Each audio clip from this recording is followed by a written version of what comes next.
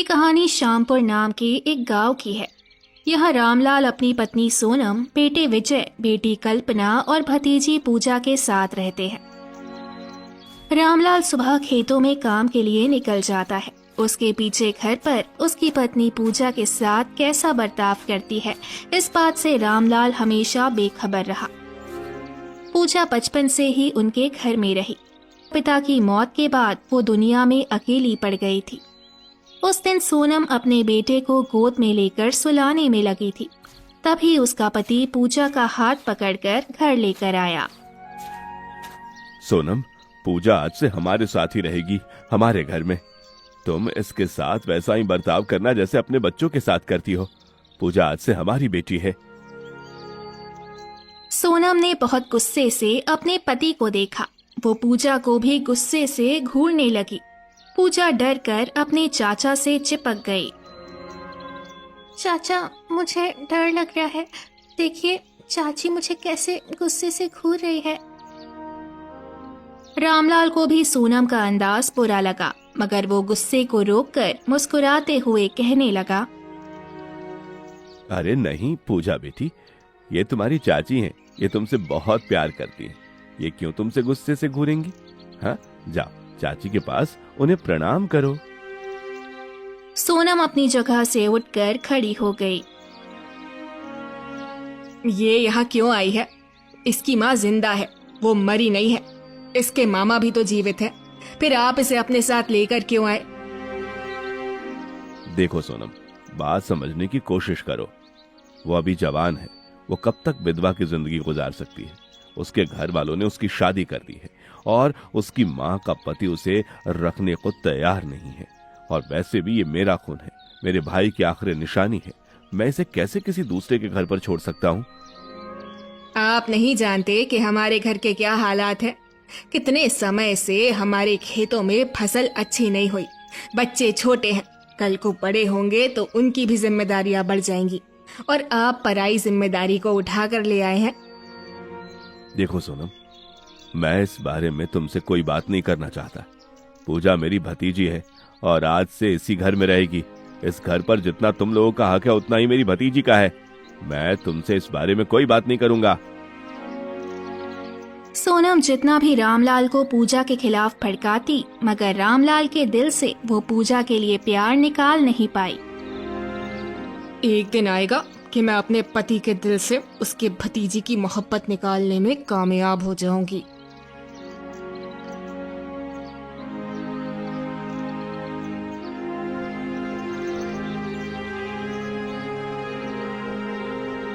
सोनम पूजा को सारा दिन काम में लगाए रखती, मगर फिर भी ना जाने क्यों उसका गुस्सा कम ना होता। इधर आओ पूजा, क्या कर रही हो तुम? सोनम की आवाज सुनकर पूजा भागी भागी उसके पास आई। बर्तन धो लिए हैं? सफाइयां कर ली हैं? जी चाची, सारे काम मैंने पूरे कर लिए हैं। और रात के खाने के लिए सब्जी भी काट के रख दी है और आटा भी गूंद लिया है? जी चाची, मैंने सारा काम कर लिया है। अब मैं अपने कमरे में जाकर पढ़ाई करने लगी हूँ। पूजा जल्दी से बोल पड़ी कि कहीं एक बार फिर से सोनम उसे काम पर ना लगा दे। किसकी इजाजत से तुम अपने कमरे में जा रही हो? मेरे पैरों में बहुत दर्द हो रहा है, मेरे पैर दबाओ। सोनम ने अपने पैर पूजा के सामने रख दिए। वो अपने छोटे छोटे हाथों से उसके पैर दबाने लगी। जब रामलाल घर आया तो सोनम ने जल्दी से पैर पीछे कर लिए। अब जाओ, अपने कमरे में जाकर पढ़ाई करो। रामलाल घर के अंदर आ गया। उसके हाथ में बहुत सारी मिठाइयाँ थी। ये मिठाइयाँ किस खुशी में?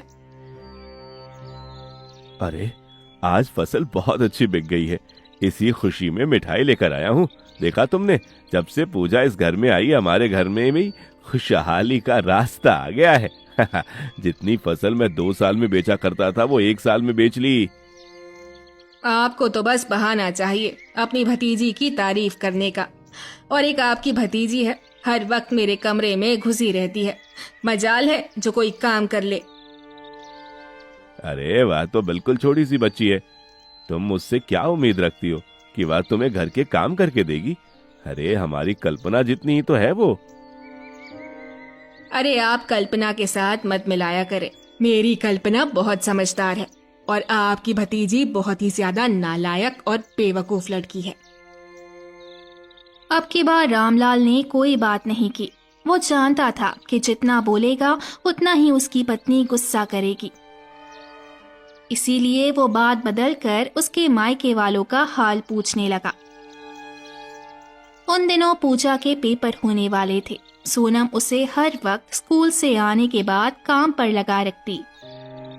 घर की अच्छी तरह सफाई करनी है, दिवाली आने वाली है और अभी तक हमने पर्दों और चादरों की सफाई तक नहीं की। जल्दी से मेरे साथ लगकर पूरे घर की सफाई करो। सोनम ने थोड़ा बहुत काम किया, फिर वो एक जगह बैठकर पूजा को हुक्म देने लगी। वो छोटी सी बच्ची छोटे हाथों से काम करती और जब काम गलत हो जाता तो सोनम उसे बहुत मारती। पता नहीं कौन सा बुरा दिन था जब मेरे पति तुम्हें लेकर आए। अरे तुमने तो मेरा सुकून बर्बाद कर दिया है। मेरे दहेज के बर्तन तोड़ दिए, अभी तो मैंने इस्तेमाल भी नहीं किए थे। सोनम उसे मारती जाती और उसे गालियां देती जाती। सारा दिन घर के कामों में बिजी रहने के कारण पूजा पेपर की तैयारी भी नहीं कर सकी। पूजा पूरे पेपर खाली छोड़कर घर आ गई और जब रिजल्ट आया तो पूजा पेपर में फेल हो गई। पूजा, इधर मेरे पास आ। आज मैं तुम्हारे स्कूल गया तुम्हारा रिजल्ट पता करने। मुझे पता चला तुम फेल हो गई हो। ऐसा क्यों? तुम पढ़ाई क्यों नहीं करती? पूजा सिर झुकाकर खड़ी हो गई। इसका पढ़ाई की तरफ ध्यान ही नहीं है। आपको मैंने कहा भी है कि इसे इतने महंगे स्कूल में मत डाले, मगर आप मेरी बात नहीं मानते। पूजा दिन ब दिन कमजोर होती गई। पढ़ाई भी उसके बस से बाहर होने लगी। चाचा, मैं आज के बाद स्कूल नहीं जाऊंगी, मुझसे पढ़ाई नहीं होती। पूजा सिर झुकाकर रोने लगी। वो रामलाल को सच नहीं बता सकी कि उसे घर पर पढ़ने का समय ही नहीं मिलता और स्कूल में टीचर भी मारती है। देखो, तुम्हें पढ़ाई करनी होगी, वरना मैं तुम्हारी माँ और दुनिया वालों से क्या मुंह दिखाऊंगा। सब कहेंगे कि मैं अपनी अनाथ भतीजी को पढ़ा भी ना सका। जब वो खुद कह रही है कि वो नहीं पढ़ सकती तो आप उसके साथ जबरदस्ती नहीं कर सकते। वैसे भी वो बहुत नालायक है, इसे कुछ भी याद नहीं होता। हर वक्त सोनम पूजा को मारती रहती, उस पर जुल्म करती। सारा दिन कामों में लगे रहने की वजह से पूजा का पढ़ाई से बिल्कुल मन हट गया। स्कूल से टीचर भी शिकायतें करने लगे। देखिए मिस्टर रामलाल, आपके बाकी दोनों बच्चे भी इस स्कूल में पढ़ते हैं। दोनों बहुत होशियार हैं, बहुत ही तेज दिमाग। जो एक बार उन्हें पढ़ा दिया जाए उन्हें याद रह जाता है। मगर आपकी ये भतीजी, इसकी होमवर्क भी नहीं पूरी होती है, सबक भी नहीं पढ़ती है। हाँ, अब मेरी माने तो इसे घर बिठा लें। वैसे भी इसके ऊपर पैसे बर्बाद करने का कोई फायदा नहीं। और इस तरह से पूजा की पढ़ाई भी छूट गई। अब वो सारा दिन घर में सोनम के सामने रहने लगी। सोनम का दिल चाहता तो उसे मारने लगती, जब दिल चाहता सारा दिन काम पर लगाए रखती।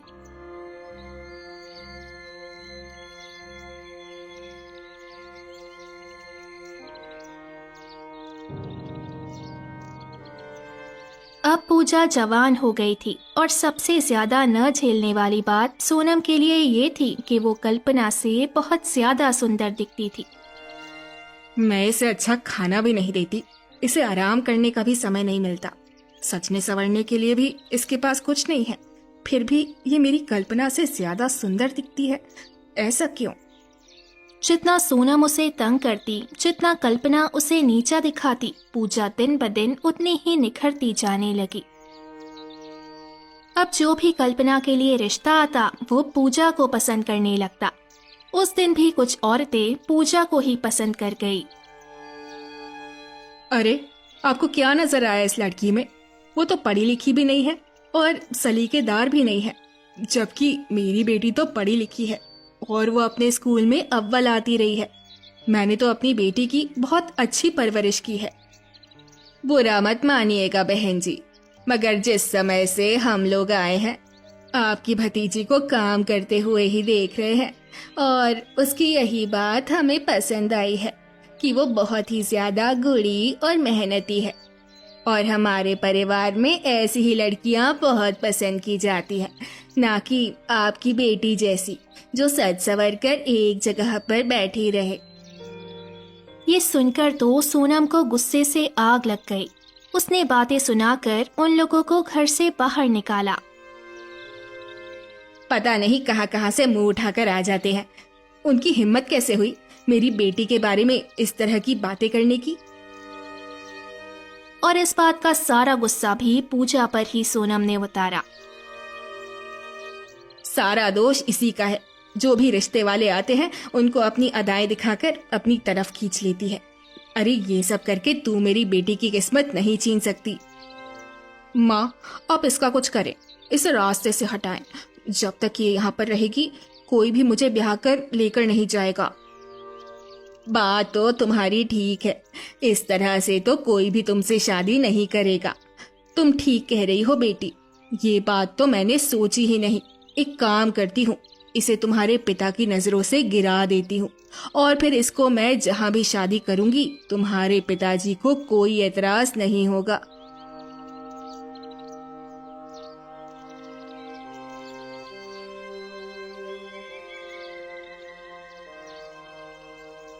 अगले दिन से ही सोनम ने अपनी चाल पर काम करना शुरू कर दिया।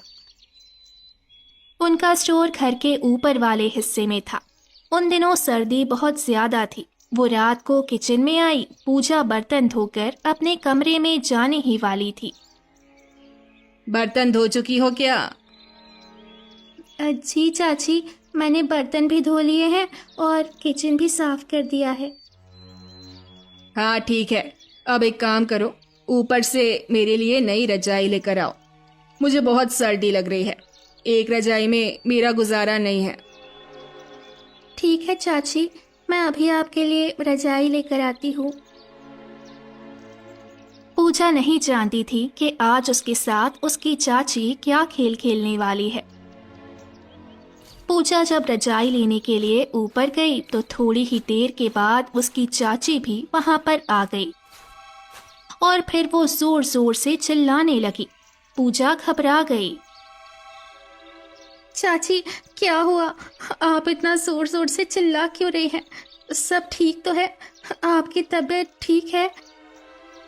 मैं जानती थी कि तुम एक ना एक दिन ये गुल जरूर खिलाओगी, मगर फिर भी मैंने तुम्हारे चाचा से कोई बात नहीं की, ये सोचकर कि वो ये ना सोचे कि मैं उन्हें उनकी भतीजी के खिलाफ कर रही हूँ। चाची, हुआ क्या है? मैंने क्या किया है? आपको मेरी कोई बात बुरी लगी है क्या? शोर की आवाज सुनकर कल्पना, विजय और रामलाल भी छत पर आ गए। क्या हो गया सोनम? आधी रात को ये क्या तमाशा है? आप मेरी बात पर भरोसा नहीं करेंगे। कभी आपने मुझे समझा ही नहीं, हमेशा मुझे अपनी भतीजी का दुश्मन समझा। अरे सोनम, बात क्या है? सीधी तरह बात करो। आधी रात का समय है और तुमने अजीब ही तमाशा लगाया हुआ है। अरे मोहल्ले वाले क्या सोचेंगे? अगर मोहल्ले वाले आपकी भतीजी को एक लड़के के साथ आधी रात को देख लेते तब क्या समझते? आपकी भतीजी की इस हरकत की वजह से हमारी अपनी बेटी भी बदनाम हो जाती। सोनम की बात सुनकर सब लोग सन्न रह गए। तुम कहना क्या चाहती हो सोनम? इसका किसी लड़के के साथ चक्कर चल रहा है, इसीलिए आधी रात को छत पर थी। मुझे प्यास लगी, पानी पीने बाहर आई तो छत से बातों की आवाज आई। यहाँ आई तो देखा कि एक लड़के के साथ खेल कूद रही है। पूजा ये सुनकर ही जोर जोर से रोने लगी। उसका चेहरा पीला पड़ गया। नहीं, मैंने ऐसा कुछ नहीं किया। ये मुझ पर झूठा इल्जाम लगा रही है। मैंने कुछ नहीं किया। मैं कोई गलत काम नहीं कर सकती। अब तो रामलाल भी बिल्कुल खामोश रह गया। मैंने तुम्हें हमेशा बेटी समझा, तुम्हारे लिए क्या नहीं किया, और तुमने ये गोल खिलाया। मेरी माँ ने तो इसकी शादी कर दे, अब ये इस घर में रखने के काबिल नहीं है। ठीक है, तुम्हारी नजर में कोई रिश्ता है तो इसकी शादी कर दो, मैं अब किसी से कुछ नहीं बोलूंगा। पूजा बहुत रोई, अपनी सफाई दी, मगर कोई भी उस पर भरोसा नहीं कर रहा था।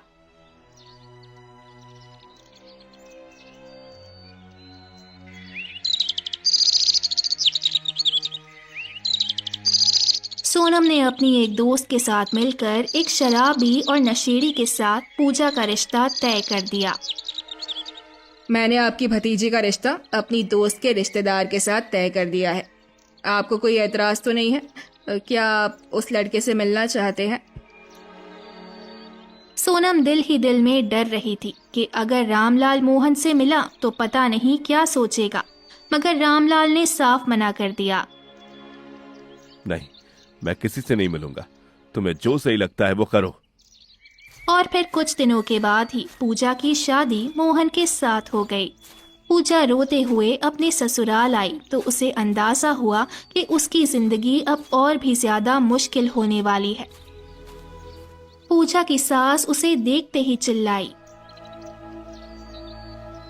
अरे तुम ले आए इस कलमुही को?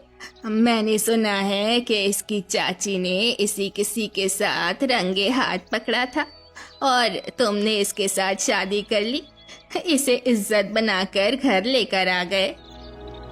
अरे माँ, जाने दो इन बातों को। अगर ये बदनाम है तो मैं भी कितना बदनाम हूँ। मुझे खुद कौन अपनी बेटी देता। अच्छा हुआ कि किसी बहाने ये लड़की मुझे मिल गई। ए लड़की, जाओ किचन में, हम तुम्हें बहू बनाकर नहीं नौकरानी बनाकर लाए हैं। पूजा को अंदाजा हो गया कि उसकी बाकी जिंदगी कैसे गुजरने वाली है, और उसका ये अंदाजा गलत नहीं था।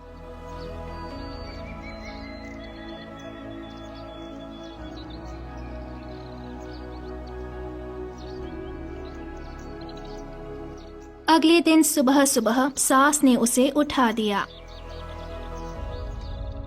अरे ये क्या, अभी तक सो रही है? चलो निकलो बाहर, मेहमान आएंगे, उनके लिए खाने पीने का इंतजाम करना है। पूजा ने अपने आंसू रोककर घर के सारे काम करना शुरू कर दिए। वैसे भी उसे काम करने की आदत थी। चलो, ये बात तो माननी पड़ेगी, तुम हो बहुत गुड़ी, काम भी जल्दी जल्दी करती हो। हाँ माँ, ये बात तो मैंने भी महसूस की है। चलो अच्छा है, कोई तो अच्छी बात है तुम्हारी बहू में। वक्त गुजरने के साथ साथ पूजा को अंदाजा हुआ कि उसकी चाची ने उसे कैसी मुसीबत में फंसा दिया है। मोहन नशा करता और जब उसे पैसे चाहिए होते तो वो पूजा को आकर मारता। मुझे पैसे चाहिए।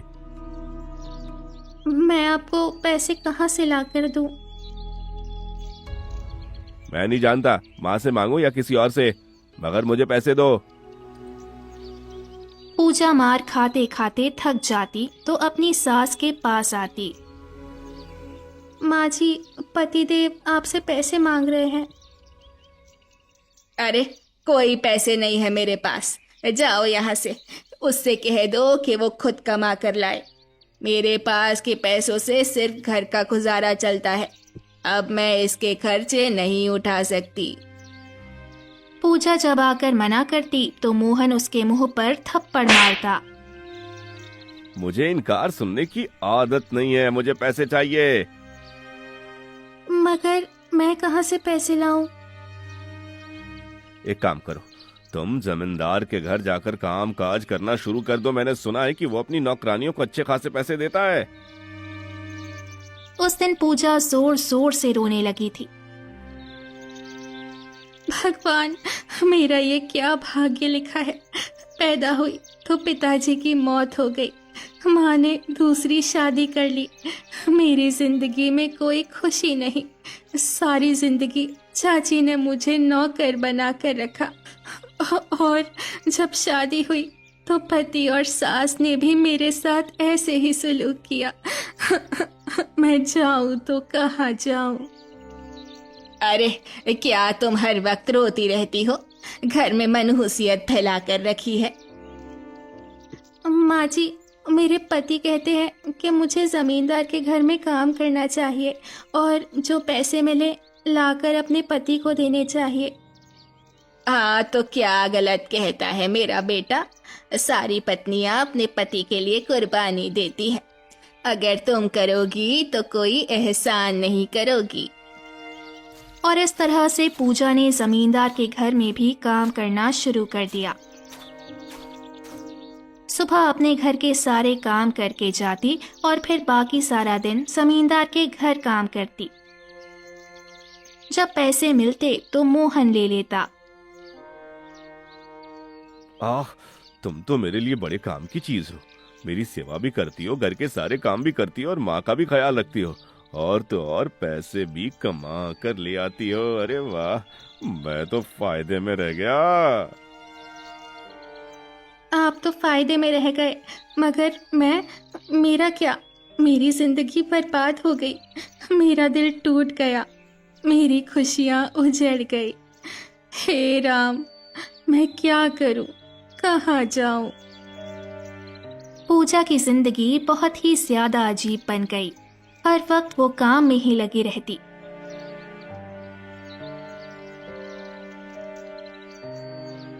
रात को जब टूटी कमर के साथ लेटती तो मोहन उठा देता। अरे, तुमने किसी ने सिखाया नहीं कि पति की सेवा करनी चाहिए? मेरी टांगे दर्द कर रही हैं, मेरी टांगे दबाओ। मैं सारा दिन घर के कामों में लगी रही हूँ। जमींदार के यहाँ बहुत काम था, बहुत सारे कपड़े धोने वाले थे। मैं थक गई हूँ। तुम मुझे मना कर रही हो? अपने पति को मना करती हो? अगर मैं तुम्हें धक्के देकर बाहर निकालूं तो कौन रखेगा तुम्हें? पूजा आंसू पोंछते हुए अपने पति के पैर दबाने लगती और वो मजे से सो जाता।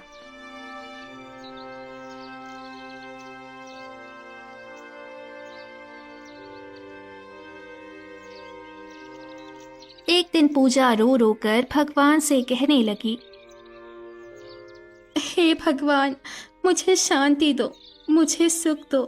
मैं अपनी जिंदगी से बहुत तंग आ गई हूँ, मैं अब और नहीं जी सकती। पूजा नहीं जानती थी कि उसकी प्रार्थना इतनी जल्दी सुन ली जाएगी। उस दिन मोहन अपने दोस्त के साथ शहर गया। वापसी में उन्हें बहुत देर हो गई।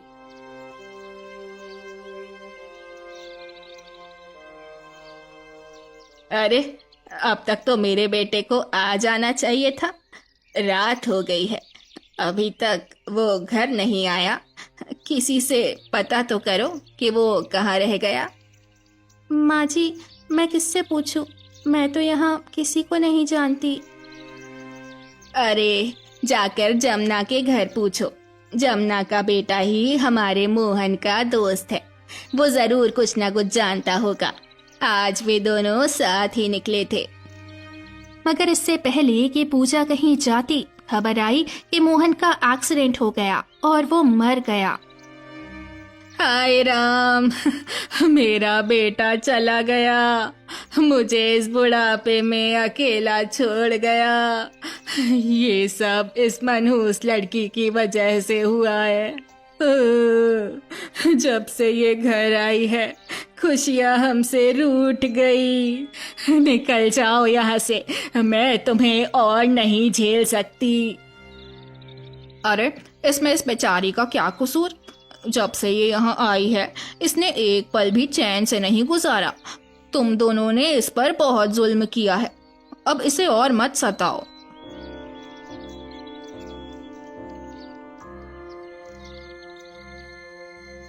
पूजा बहुत रो रही थी। उसके पति की लाश सामने थी और वो पत्थर की मूर्त बन गई थी।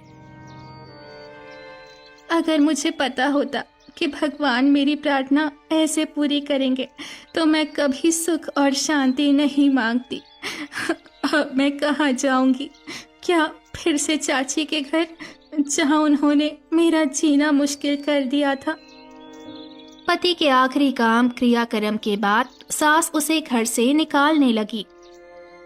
अब मैं तुम्हें इस घर में नहीं रख सकती, तुम चली जाओ यहाँ से। वरना तुम्हारी मनहूसियत से मैं भी मर जाऊंगी। माँ जी, मेरे साथ ऐसा अन्याय मत कीजिए, मुझे मत निकालिए। मैं आपकी सेवा करूंगी, आपका ख्याल रखूंगी, बस एक कोने में पड़ी रहूंगी। नहीं नहीं, अब मैं तुम्हें बर्दाश्त नहीं करूंगी। चली जाओ, मैं अपनी बेटी के घर जा रही हूँ और इस घर को किराए पर दे दूंगी। जाओ अपने चाचा के घर। सास ने उसे घर से बाहर निकाल दिया। वो रोती हुई चाची के घर पहुंची। तू मनहूस लड़की एक बार फिर मेरे घर आ गई। क्या सोच कर आई है यहाँ? चाची, ऐसा मत कीजिए, मैं आपकी नौकरानी बन जाऊंगी, बस मुझे बाहर मत निकालिए। मेरी सास ने भी मुझे निकाल दिया है।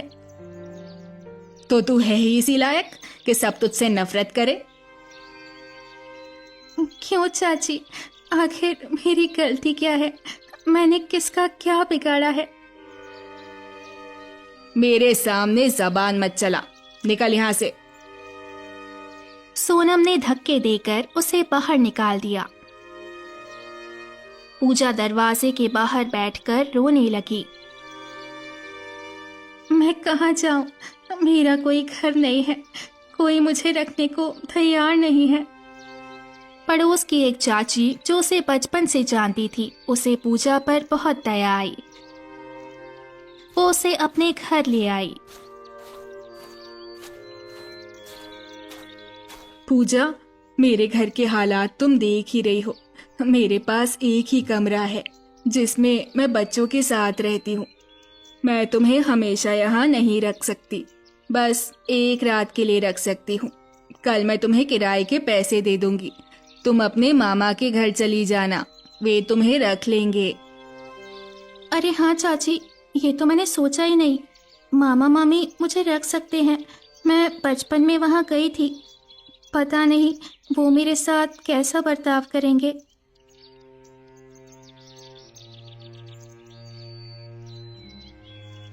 पूरी रात पूजा अपने आने वाले कल के बारे में सोचती रही।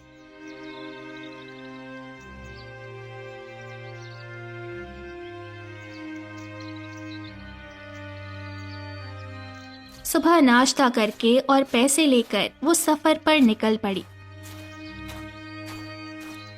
जब वो वहां पहुंची तो उसने अपने नाना और मामा के बारे में पूछा। लोगों ने उसे मामा के घर पहुंचा दिया, पर उसे देखकर मामा ने पहचानने से मना कर दिया। कौन हो तुम लड़की, और मेरे घर क्या करने आई हो? मैं पूजा हूँ, आपकी भांजी, आपकी बहन सीता की बेटी। ठीक है, पहचान लिया, पर यहाँ आई क्यों हो? मैं सहारा लेने आई हूँ। मुझे मेरी सास और चाची ने घर से निकाल दिया। पूजा ने अपनी सारी दुख भरी कहानी सुनाई, पर मामा ने भी उसे रखने से मना कर दिया। तुम यहाँ से चली जाओ। तुम जैसी मनहूस लड़की को हम नहीं रख सकते। तुम पैदा हुई तो पिता को खा गई और अब पति भी मर गया।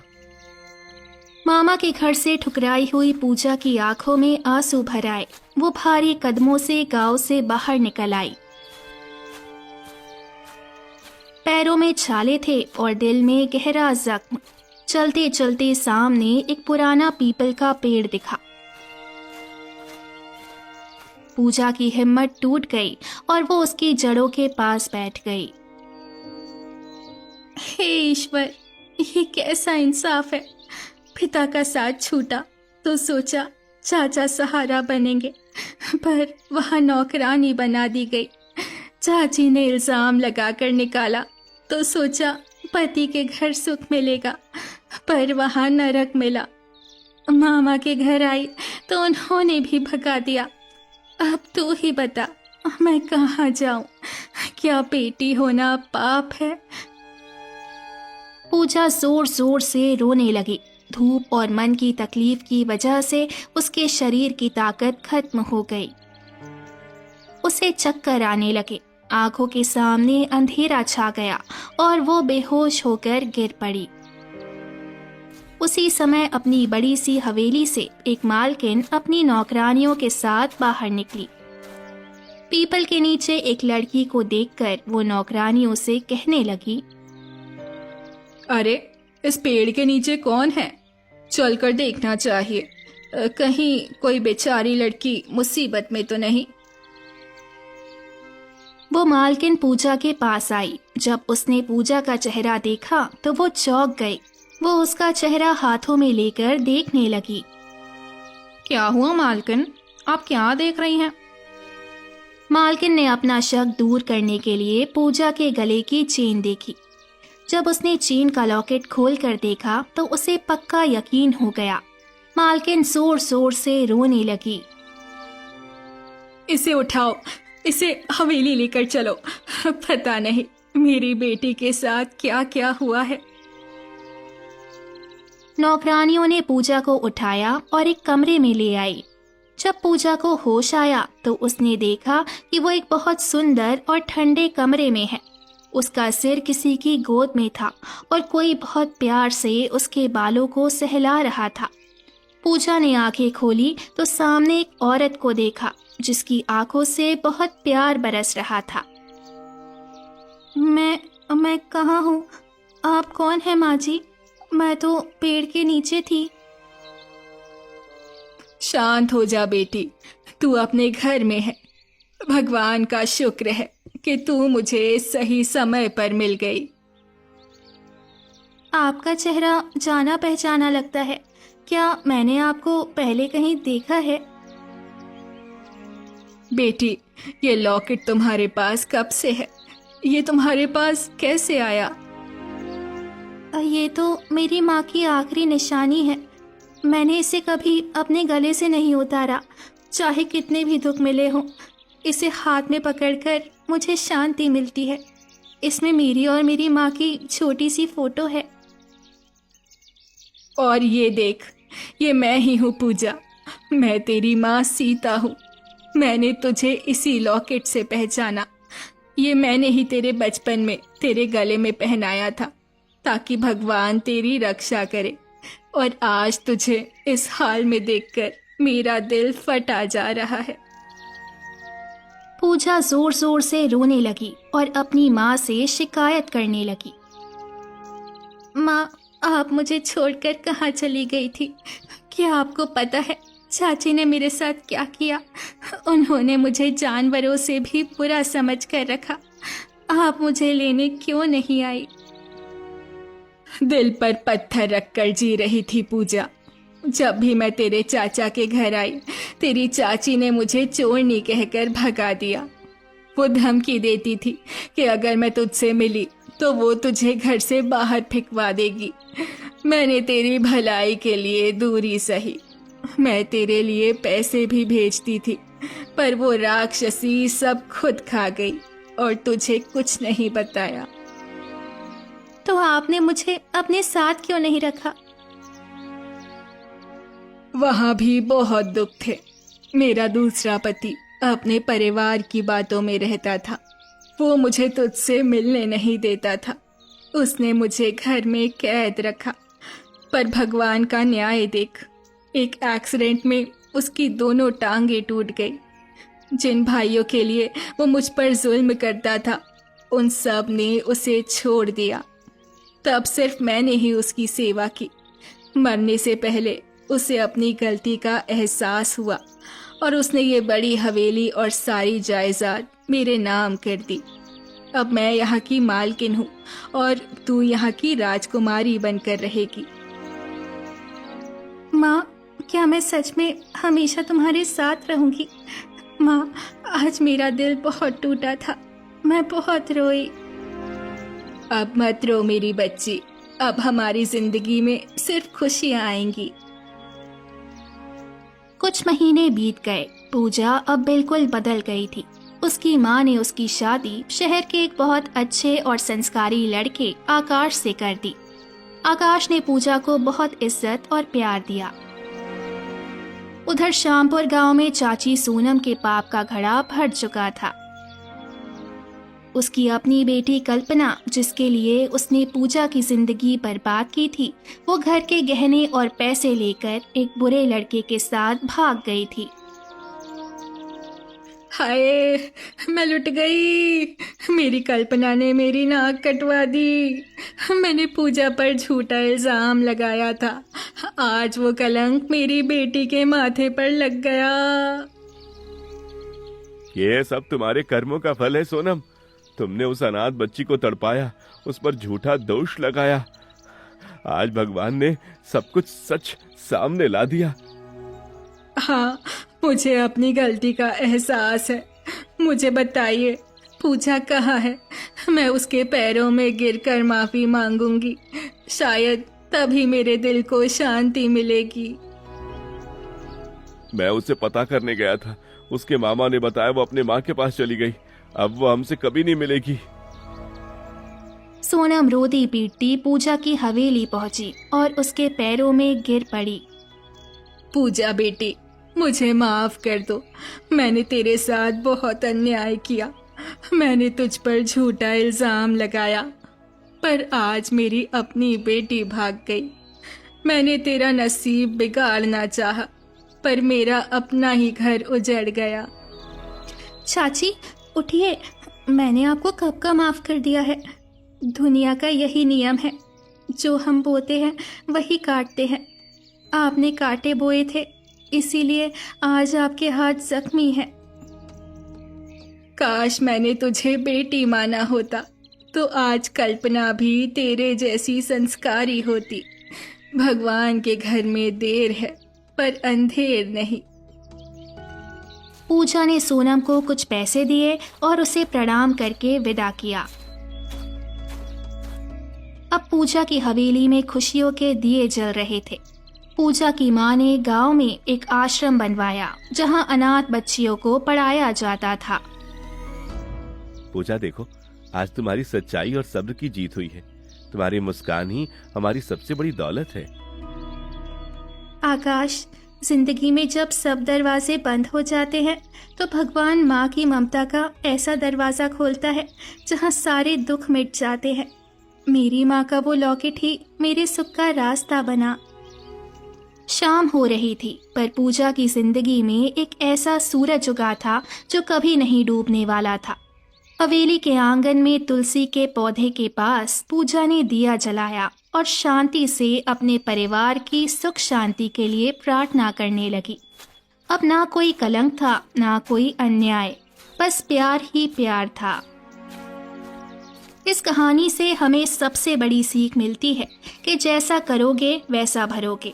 इंसान दूसरों के लिए जो गड्ढे खोदता है, एक दिन वो खुद भी उसमें गिर जाता है।